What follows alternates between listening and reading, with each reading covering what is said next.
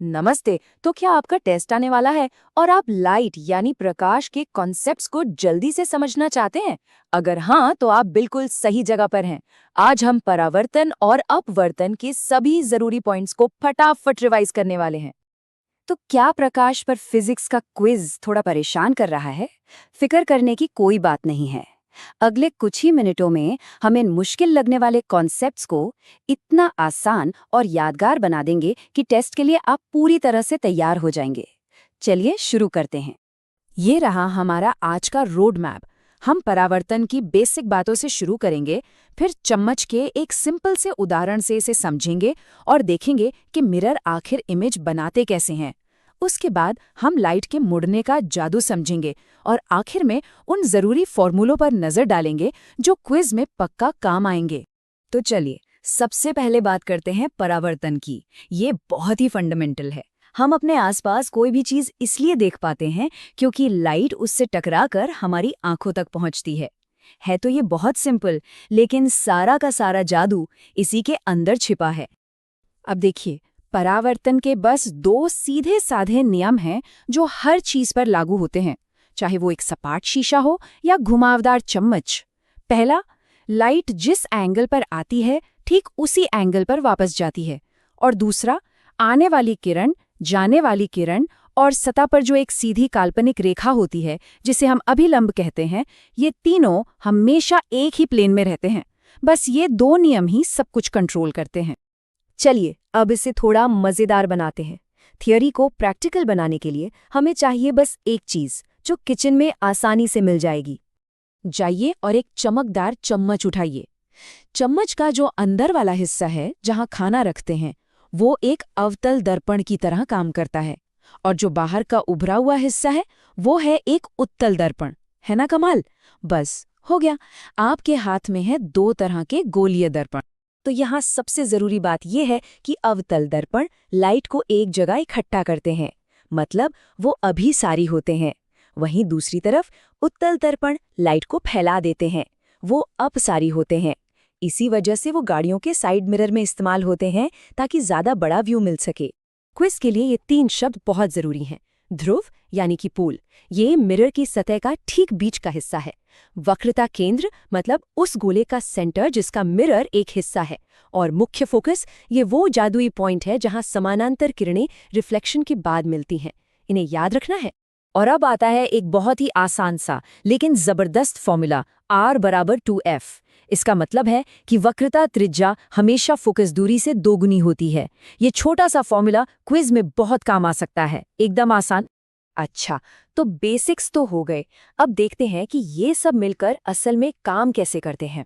अब हम ये पता लगाने जा रहे हैं कि दर्पण सच में इमेज बनाते कैसे हैं। इमेज कहाँ बनेगी, ये जानने के लिए हमें जासूस बनना होगा और लाइट की किरणों का पीछा करना होगा। अच्छी बात यह है कि इसके सिर्फ 3 सिंपल से नियम हैं। आप इनमें से कोई भी 2 किरणें बना लीजिए और आपको पता चल जाएगा कि इमेज कहाँ बनेगी, कितनी बड़ी होगी और सीधी होगी या उल्टी।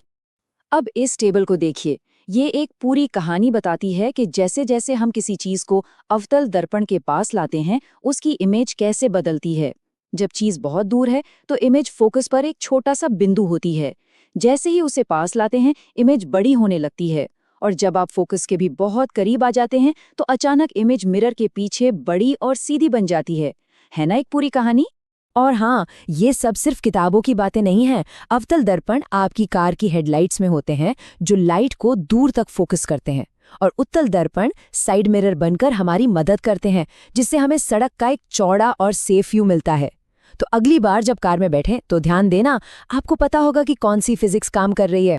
हमने ये तो देख लिया कि जब लाइट किसी चीज से टकराकर वापस आती है तो क्या होता है, पर तब क्या होता है जब लाइट किसी चीज के अंदर चली जाती है।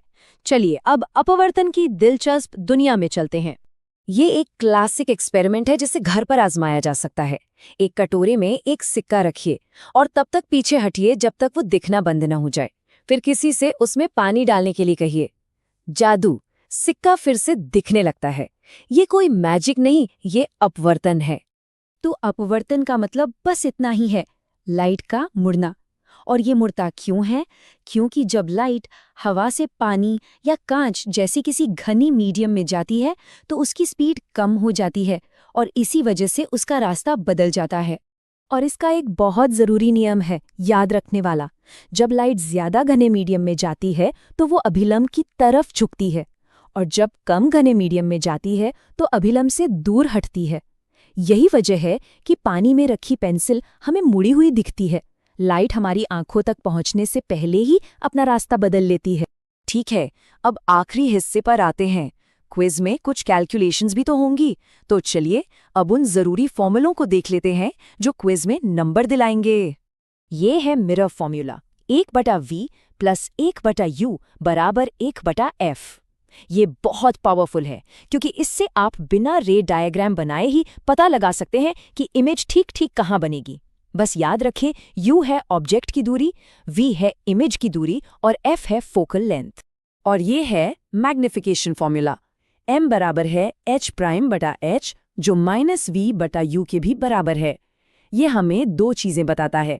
पहली, इमेज ऑब्जेक्ट से कितनी बड़ी या छोटी है, और दूसरी, माइनस का निशान मतलब इमेज असली और उल्टी है, और प्लस का निशान मतलब इमेज वर्चुअल और सीधी है। कितना यूजफुल है। तो अब आगे क्या करना है?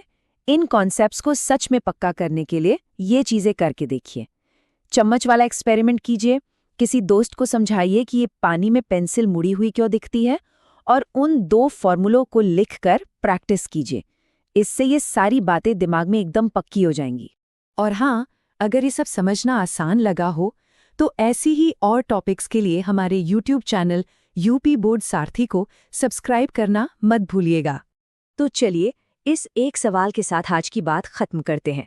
अब जब आप ये जानते हैं कि लाइट कैसे काम करती है, तो क्या आप अपने आसपास की दुनिया को थोड़ा अलग तरीके से देखेंगे? कार के शीशे से लेकर पानी के गिलास तक, फिजिक्स हर जगह है।